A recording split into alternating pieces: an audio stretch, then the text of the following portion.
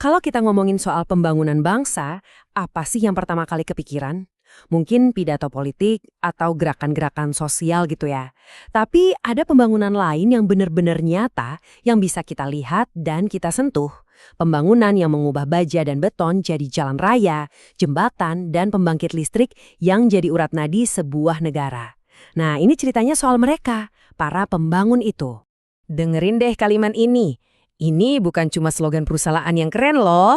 Ini tuh sebuah janji yang ambisius banget. Bayangin, merajut lebih dari 17.000 pulau jadi satu kesatuan ekonomi yang solid. Ini komitmen buat mastiin kemajuan itu dirasain di setiap jengkal Nusantara. Luar biasa kan? Nah, pertanyaan ini langsung membawa kita ke inti pembahasan kita hari ini. Kita mau kenalan sama salah satu pemain di balik layar yang jadi tulang punggung infrastruktur di Indonesia, PT PP. Oke, sekarang kita bakal bedah bareng-bareng 3 pilar utama yang jadi misi PT PP dalam membangun Indonesia. Yuk kita mulai. Misi pertama mereka, dan ini yang paling fundamental, adalah menghubungkan Nusantara. Ini bukan sekadar bikin jembatan fisik loh, ini soal membangun jembatan ekonomi dan sosial. Tujuannya apa? Ya supaya pembangunan itu nggak cuma numpuk di Pulau Jawa aja, tapi bisa dirasain dari Sabang sampai Merauke, biar merata. Nah, disinilah kita bisa lihat dampak nyatanya. Soalnya infrastruktur itu kan bukan tujuan akhir, tapi cuma alat. Tujuannya itu ya membangun rumah sakit di daerah terpencil, kayak di Tarempa, supaya warganya nggak perlu jauh-jauh lagi buat berobat. Atau membangun kembali rumah-rumah di Aceh setelah bencana, supaya kehidupan bisa normal lagi. Inilah esensi pembangunan yang sebenarnya. Oke, misi kedua ini bergeser sedikit. Fokusnya adalah pengelolaan sumber daya vital. Coba dipikirin gimana caranya sebuah negara bisa mengoptimalkan air dan jalur logistiknya. Nah, ini adalah cara mereka buat menjaga mesin ekonomi Indonesia supaya terus panas dan jalan dengan efisien. Coba lihat dua langkah ini. Kelihatannya simpel, tapi krusial banget. Di satu sisi, mereka bangun bendungan buat ngelola air.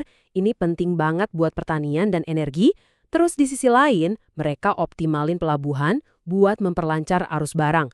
Dua-duanya ini saling nyambung, saling menguatkan fondasi ekonomi negara. Misi ketiga, nah ini soal energi.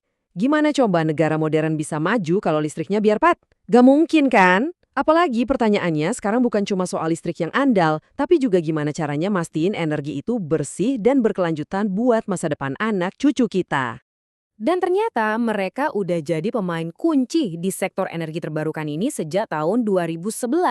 Lewat divisi EPC mereka, itu singkatan dari Engineering, Procurement, and Construction, mereka nggak cuma merencanakan tapi juga turun langsung membangun pembangkit listrik tenaga angin dan surya.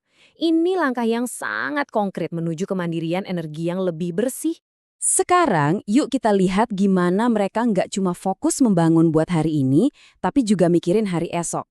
Ternyata PT PP ini adalah salah satu pelopor dalam konstruksi hijau atau yang lebih kita kenal dengan istilah green building.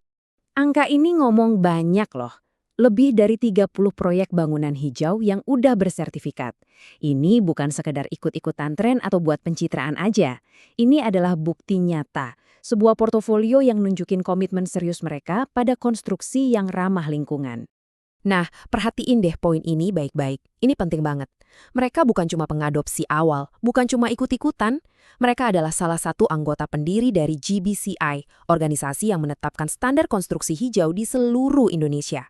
Artinya, mereka ikut bantu menulis aturannya. Keren kan? Tentu aja ya, semua pencapaian yang tadi kita bahas itu nggak terjadi dalam semalam. Semuanya dibangun di atas sebuah fondasi pengalaman yang usianya udah lebih dari 70 tahun. Garis waktu ini sebenarnya mencerminkan perjalanan bangsa Indonesia itu sendiri. Coba deh kita lihat. Dari membangun fondasi fisik negara di era pasca kemerdekaan, terus beralih kebutuhan energi modern di tahun 2011, sampai sekarang memimpin revolusi hijau. Evolusi PT PP itu seperti cerminan dari evolusi kebutuhan bangsa kita. Oke, sebagai penutup, mari kita rangkum peran mereka yang punya banyak banget sisi ini dalam kisah Indonesia. Dan coba kita intip sedikit ke masa depan.